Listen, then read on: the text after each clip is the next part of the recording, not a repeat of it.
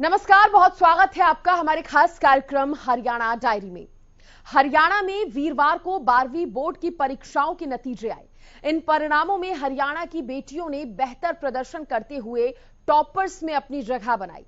परीक्षा पास करने वाले छात्रों को मुख्यमंत्री ने बधाई दी और उनके भविष्य की उज्जवल कामना भी की।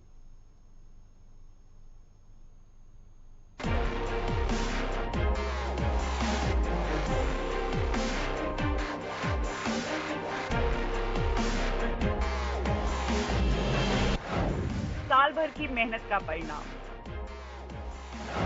लड़कियों ने रोशन किया नाम। शानदार रहा रिपोर्ट कार्ड, टॉपर्स लिस्ट में बेटियां रही हैं। बेटी बचाओ बेटी पढ़ाओ का नारा हरियाणा प्रदेश में साकार हो रहा है।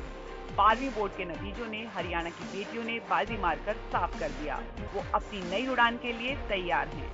हरियाणा में 12वीं का रिजल्ट 87.8% रहा। डिस्टेंस लर्निंग से पढ़ाई करने वाले छात्रों का परिणाम 73.28% रहा। ओवरऑल पास प्रतिशत की बात करें तो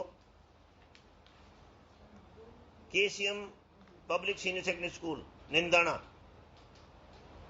से काजल छात्रा है जिसने 498 अंक लेकर के पूरे हरियाणा भर में टॉप किया है। 2 कॉमन में रहे हैं, मुस्कान और साक्षी। मुस्कान है एसडी कन्या महाविद्यालय नरवाना से और साक्षी है Baba Sarnath senior secondary school Pehowa से। तृतीय स्थान पर भी दोनों ही छात्रा हैं, यानी कि 5 की 5 छात्राएं हैं, उन्हें बाजी मारी और 5 छात्राएं प्रथम द्वितीय तृतीय रही हैं। 2 तृतीय स्थान पर 2 छात्राएं रही हैं, श्रुति और पूनम। श्रुति है Tagore senior secondary school Narnaund Hisar से और पूनम बाल Vidya Niketan senior secondary school खंभी से।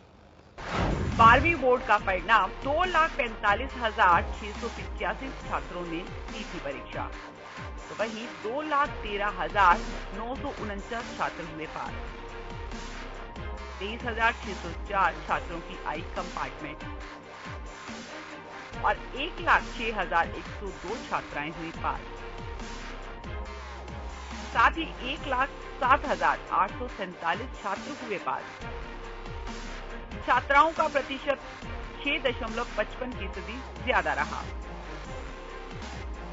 कोरोना काल की तमाम रुकावटों के बाद भी परीक्षा के परिणामों में छात्राओं का प्रदर्शन बेहतर रहा। इस साल के परिणामों की एक और खासियत रही कि ग्रामीण इलाके से जुड़े छात्रों का परिणाम शहरी छात्रों से ज्यादा रहा, यानी सरकार की नीतियों का परिणाम छात्रों की सफलता बनकर मिल रहा है। सरकारी स्कूल का रिजल्ट 85.46% रहा, तो वहीं प्राइवेट स्कूल का रिजल्ट 89.72% रहा। ग्रामीण क्षेत्र में छात्रों की पास प्रतिशतता 87.71 रही। शहरी क्षेत्र के विद्यार्थियों के पास प्रतिशतता 85.96 रही। मुख्यमंत्री मनोहर लाल ने परीक्षा में सफल होने वाले सभी छात्रों को बधाई दी और उनके उज्जवल भविष्य की कामना की। सीएम ने कहा कि टॉप 3 में लड़कियों का बाजी मारना महिला सशक्तिकरण का बड़ा उदाहरण है। सरकार द्वारा चलाई जा रही विभिन्न योजनाओं से लड़कियों का आत्मविश्वास बढ़ा है और वे हर क्षेत्र में प्रगति कर रही हैं। मैं समझता हूं कि जितना बढ़िया रिजल्ट आया है और जो हमारे शिक्षा व्यवस्था पर उंगलियां उठाने वाले लोग हैं, उनको सबको उस पर जो जवाब मिल गया है। जिस गांव की उन्होंने आलोचना की, मैं इसलिए याद कर रहा हूं कि मेरा अपना गांव निंदाना गांव, जिसके बारे में वो कह रहे थे कि वहां तो शिक्षा ये नहीं है वो नहीं है, फर्स्ट 3 जो प्लेसेस हैं उसमें से 2 बच्चियां वो निंदाना की। बेटियों के शानदार रिकॉर्ड में सबसे पहले नंबर पर रोहतक के निंदाना गांव की काजल रही। मुख्यमंत्री मनोहर लाल के पैतृक गांव की रहने वाली हैं। काजल ने बोर्ड के रिजल्ट में 498 अंक हासिल किए। छात्रा की इस उपलब्धि पर पूरे गांव में खुशी का माहौल देखने को मिला। ग्रामीणों ने बधाई देने के साथ साथ फूल माला पहनाकर उसकी हौसला अफजाई की। वहीं इस साल की टॉपर काजल ने अपनी सफलता का श्रेय अपने माता पिता और गुरुजनों को दिया। कठिनाई तो सर कुछ नहीं थी सर, जो डाउट होता सर हमारे टीचर्स क्लियर कर देते थे सर।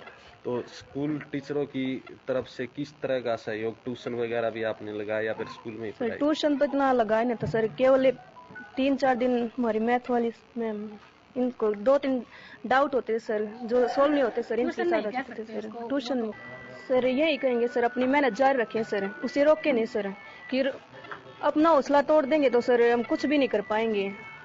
ऐसे सोचे कि अब की बार नहीं होता तो अगली बार पक्का होगा, अपनी मेहनत जारी रखें सर।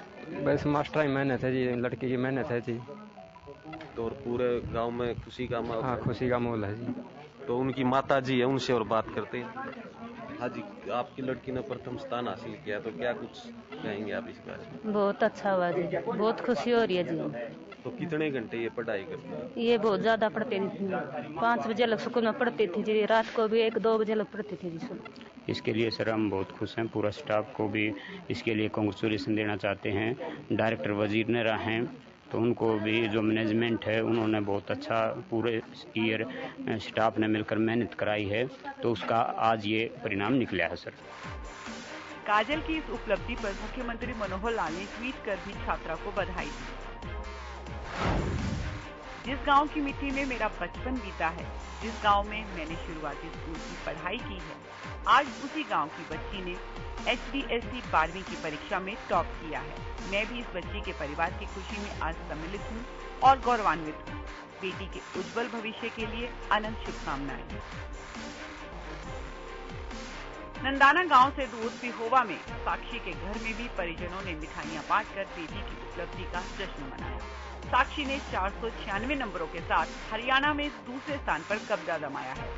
साक्षी के साथ साथ दूसरे स्थान पर रहने वाली नरवाना की मुस्कान भी प्रदेश में दूसरे स्थान पर रही। साक्षी का सपना है कि भविष्य में IAS बनकर देश सेवा में अपना योगदान दे। और मुझे बहुत ही गर्व महसूस हो रहा है अपने ऊपर, और मुझे पेरेंट्स ने, जो मेरे पेरेंट्स हैं उन्होंने मुझे फुल सपोर्ट किया, और वही मेरे टीचर्स ने भी मुझे बहुत मोटिवेट करा है। जब भी मैं डगमगाई हूँ जगह पर, तो मुझे मेरा बड़ा भाई है शिवम, उसने मुझे बहुत मोटिवेट किया है। अब मैं फ्यूचर में IAS बनना चाहती हूँ और IAS की तैयारी कर रही हूँ। ये अच्छा क्रिएट किया जी इसने, ये पढ़ाई पे बहुत अच्छी रही है, पढ़ने लिखने में, और आगे भी ऐसे पढ़ती लिखती रहेगी। हमारे को बड़ी खुशी की बात है, सारे परिवार को अच्छे नंबरों से पास हुई है। कहिए आप। मेरी गुड़िया ने दिन रात मेहनत किया और सारी रात पढ़ती थी, और इसमें टीचरों का और घर वालों का बहुत सहयोग है। दिन में तो ये थोड़ी नटकी थी शुरू में तो, लेकिन पढ़ाई में बहुत होशियार थी, तो हमने भी पूरा इसको मोटिवेट किया। 12वीं के नतीजों ने नारनौत की रहने वाली श्रुति लाठर के परिवार को गौरव की अनुभूति कराई है। श्रुति ने 495 अंक लेकर प्रदेश भर में तीसरा स्थान हासिल किया। किसान परिवार से जुड़ी श्रुति ने साबित कर दिया कि ग्रामीण आंचल के छात्रों में प्रतिभा की कोई कमी नहीं है। छात्रा की इस उपलब्धि पर ग्रामीणों ने परिवार को ढेरों बधाई दी। जैसे जो टीचर काम देते थे वो डेली करना, और फैमिली का भी पूरा सपोर्ट रहा, टीचर्स का भी पूरा रहा। इसका टीचर्स को और पेरेंट्स को सर जो टीचर्स ने इतना अच्छा पढ़ाया है और तैयारी करवाई, time to time pre board exam भी लेते थे, टेस्ट लेते थे, और फैमिली का भी पूरा सपोर्ट रहा सर। कभी एनवायरनमेंट अच्छा दिया फैमिली ने। शेड्यूल तो जैसे रोज़ तो एक शेड्यूल नहीं फॉलो हो सकता, तो रोज़ सोने से पहले जैसे अगले दिन की सोचना कि कैसे करना है, और हर रोज़ मिनिमम 5 से 6 घंटे भी जाते हैं सर। कंसिस्टेंसी सबसे ज़्यादा ज़रूरी है। मेन फोकस सर जो टीचर बताते हैं वो डेली काम किया जाए, और बस टेस्ट सीरीज इम्पोर्टेंट है। यहाँ पे टीचर्स है, जो स्टाफ है वो बहुत सपोर्टिव है। छात्राओं की इस उपलब्धि के आगे भी कई सपनों का पूरा होना बाकी है। टॉपर्स की ये सफलता और कड़ी मेहनत की शुरुआत होगी। मुख्यमंत्री मनोहर लाल ने इन बेटियों को शुभकामनाएं देते हुए इनमें बढ़ते आत्मविश्वास को सराहा और आगे भी ऐसे ही नतीजों की कामना की है।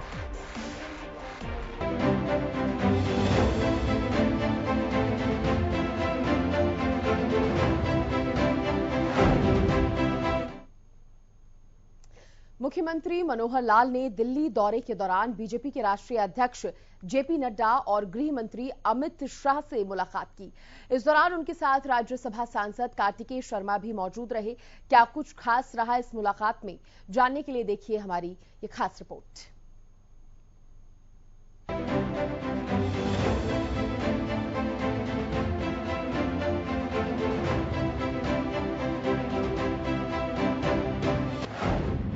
नड्डा और शाह से मिले सीएम मनोहर लाल। निकाय चुनाव सहित कई मुद्दों पर मंथन। राज्यसभा चुनाव में मिली जीत पर चर्चा। हरियाणा के राज्यसभा चुनाव में 2 सीट जीतने के बाद मुख्यमंत्री मनोहर लाल का कद बढ़ता हुआ नजर आ रहा है। सीएम मनोहर लाल और राज्यसभा सांसद कार्तिकेय शर्मा ने दिल्ली में बीजेपी के राष्ट्रीय अध्यक्ष जेपी नड्डा से मुलाकात की। बीजेपी के राष्ट्रीय अध्यक्ष जेपी नड्डा ने सीएम को शाबाशी दी। सीएम मनोहर लाल ने कहा कि राष्ट्रीय अध्यक्ष के साथ मुलाकात में पिछले समय की पूरी जानकारी दी जाती है। तमाम विषयों पर बात हुई है। राष्ट्रीय अध्यक्ष से निर्दलीय उम्मीदवार के तौर पर नवनिर्वाचित सांसद कार्तिकेय शर्मा की भी मुलाकात कराई गई है। सीएम मनोहर लाल ने आगे कहा कि हमारी बीजेपी के जो सांसद बने हैं 19 तारीख के बाद मुलाकात करेंगे। अभी निकाय चुनाव में नवनिर्वाचित सांसद कृष्ण लाल पंवार व्यस्त हैं। नड्डा जी भी प्रसन्न हुए हैं और हमारे पार्टी के तमाम शीर्ष नेता भी जीत से खुश हैं। पहले भी दोनों सीट हमारे पास थी और अब भी दोनों सीट हमारे पास आई हैं। हरियाणा का कोई नुकसान ना हो, इस चुनाव को लेकर हमारा यही ध्यान था और हमारा ये मिशन पूरा हुआ है। राष्ट्रीय अध्यक्ष जी के साथ जब भी मिलना होता तो पिछले समय का भी सारा विषय उनको चर्चा की जाती है। जैसे अभी राज्यसभा के चुनाव के बारे में भी चर्चा हुई। हमारे जो इंडिपेंडेंट जो कैंडिडेट कार्तिकेय शर्मा उनको भी उनको मिलवा दिया था, से कॉल की उनकी। और इसमें कोई नहीं है। पार्टी के जो कैंडिडेट हैं वोटों के चुनाव में लगे हुए हैं। जैसे ही 19 तारीख को फ्री होंगे उनको भी आकर मिलवा देंगे। हमारे काम करवाते हैं कि उसमें देश की जुड़ी स्थिति के बारे में भी चर्चाएं हुई है और एक संस्थात्मक काम को कैसे आगे बढ़ाना है। जीत के साथ सबकी चलने की इच्छा होती है, तो इसलिए हम जीते हैं तो स्वाभाविक है। नड्डा जी भी प्रसन्न हुए हैं, हमारी पार्टी के सभी नेता प्रसन्न हुए हैं कि 2 जो सीटें थी दोनों की दोनों जो हमारे पास द्वारा आई हैं, क्योंकि जो रिटायर होने वाले थे वो भी दोनों हमारे थे और अब जो आए हैं ये भी दोनों हमारे आए हैं। इसलिए हमारे हरियाणा का कोई नुकसान न हो, इस पर हमारा ध्यान था, वो पूरा हुआ है, ताकि हम केंद्र में जो भी राज्यसभा की सीटें हैं उसको हरियाणा के नाते से जितना हमारा पहले का उतना बना रहे। सर जो सफलता होती है वो सफलता के नाते से आगे उस सफलता के नाते से आगे उसका एक लाभ निश्चित होता है। सफलता के बाद अगली सफलता में उसका योगदान होता है। इसलिए लगातार हम पिछले 7-8 वर्ष से, चाहे हमारे उस समय के नगरीय चुनाव हुए थे, बाद में विधानसभा के चुनाव हुए, अभी ये जो राज्यसभा के चुनाव हैं, फिर नगरीय चुनाव हैं, इसके बाद पंचायतों के चुनाव हैं, फिर लोकसभा के चुनाव आएंगे, विधानसभा के चुनाव आएंगे, एक के बाद एक लगातार हमको चुनाव की सफलता मिल रही है। पिछले चुनाव की सफलता का अगले चुनाव की सफलता में योगदान निश्चित होगा। बीजेपी के राष्ट्रीय अध्यक्ष जेपी नड्डा से मुलाकात के बाद सीएम मनोहर लाल और राज्यसभा सांसद कार्तिकेय शर्मा ने गृह मंत्री अमित शाह से भी मुलाकात की। सीएम ने ट्वीट कर जानकारी दी। केंद्रीय गृह मंत्री श्री अमित शाह जी से आज दिल्ली में मुलाकात कर प्रदेश की पुलिस व्यवस्था और अन्य कई मुद्दों पर सार्थक चर्चा की है। इसके अलावा संगठन से संबंधित कई महत्वपूर्ण विषयों पर भी उनसे बातचीत की।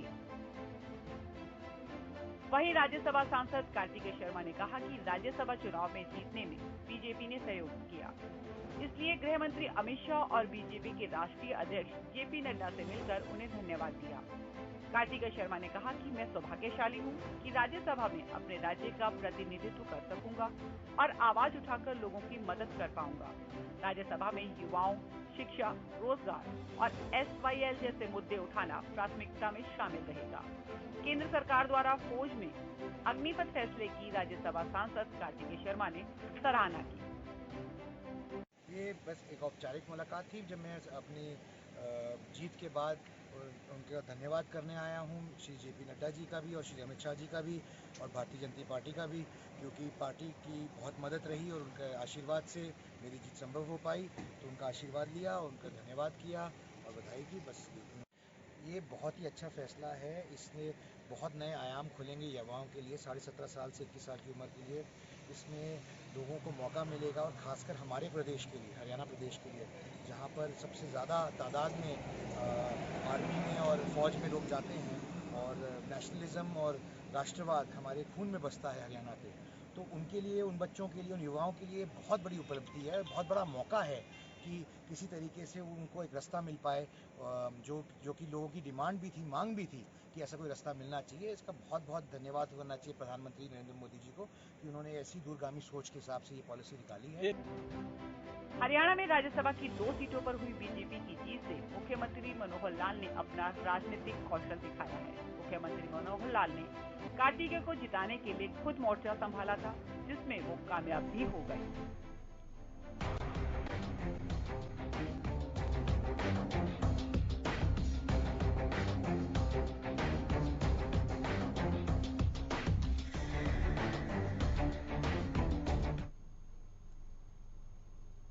तो प्रदेश भर में 15 जून से धान की फसल की रोपाई शुरू हो गई है।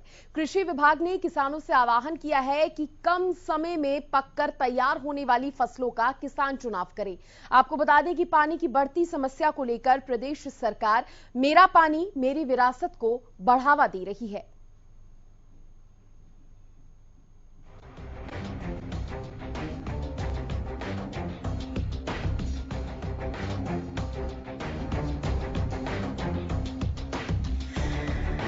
हरियाणा की कृषि भूमि विभिन्न प्रकार की फसलों की पैदावार के लिए उपयुक्त है।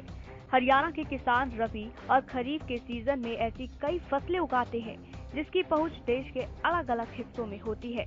प्रदेश में इस समय धान की खेती का सीजन चल रहा है और किसानों ने 15 जून से धान की रोपाई शुरू कर दी है।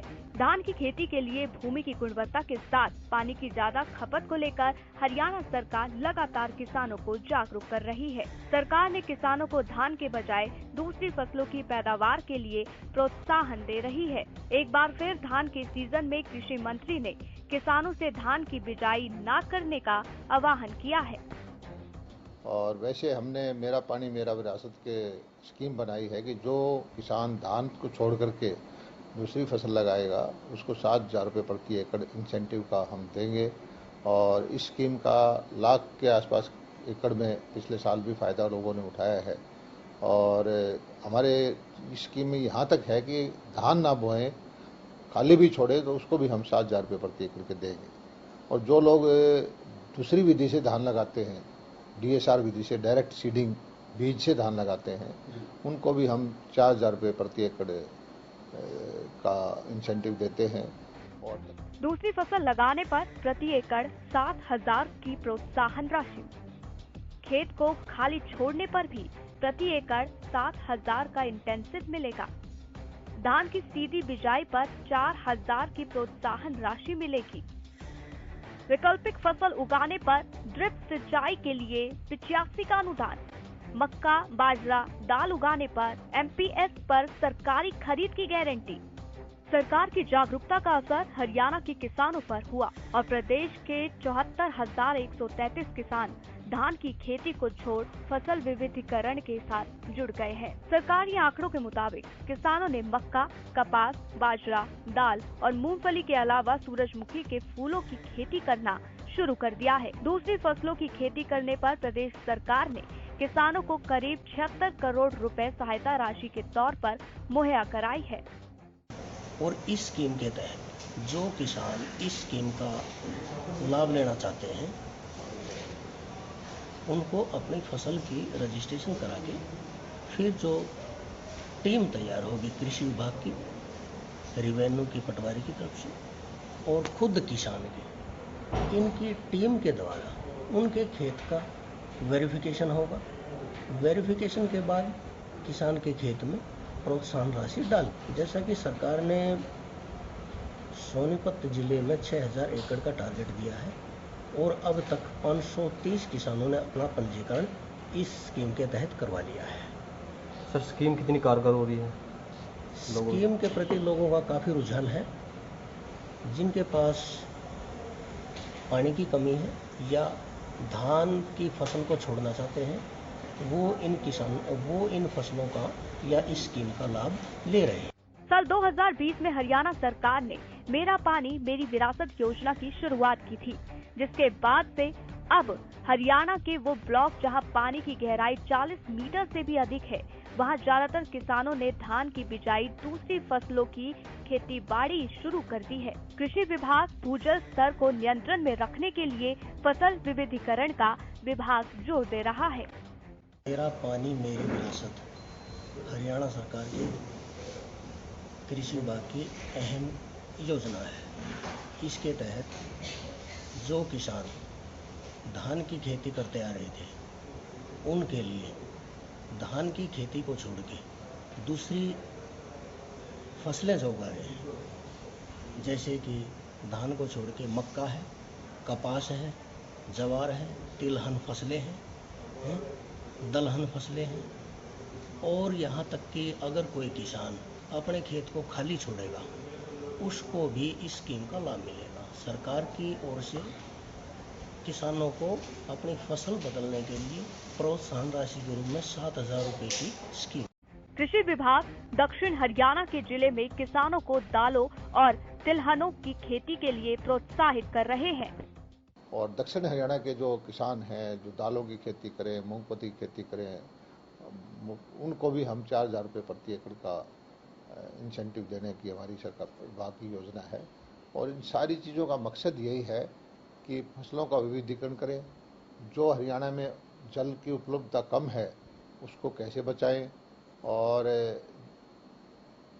माइक्रो इरिगेशन में हमने 85% सब्सिडी दी है, वो इसीलिए दी है कि कम पानी में ज़्यादा फसलें हों, ज़्यादा खेती हो, क्योंकि पानी का उपलब्धता हरियाणा में बहुत कम है। धान एक ऐसी फसल है जो बहुत ज्यादा पानी सोखती है। प्रदेश के ऐसे इलाके जहां पानी की गहराई बहुत नीचे पहुंच चुकी है, वहां भी लोग धान की बिजाई करते हैं।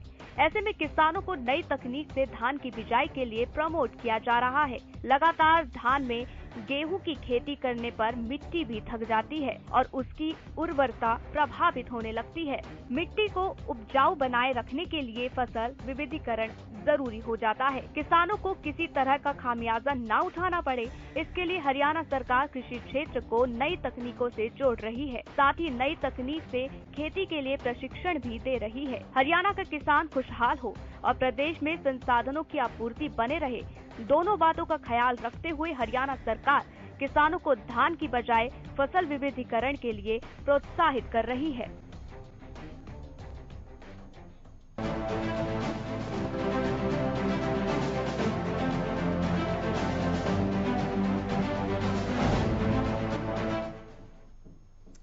तो हरियाणा परिवहन में इलेक्ट्रिक गाड़ियों को शामिल करने की दिशा में हरियाणा सरकार और परिवहन मंत्रालय कई योजनाओं पर काम कर रहा है। नई तकनीकों को जानकर प्रदेश में उसका इस्तेमाल करने के उद्देश्य से हरियाणा सरकार के प्रतिनिधि मंडल ने परिवहन मंत्री मूलचंद शर्मा के नेतृत्व में नॉर्वे की व्हीकल एग्जीबिशन का अवलोकन किया और मौजूदा तकनीकों को समझा। ये रिपोर्ट देखिए।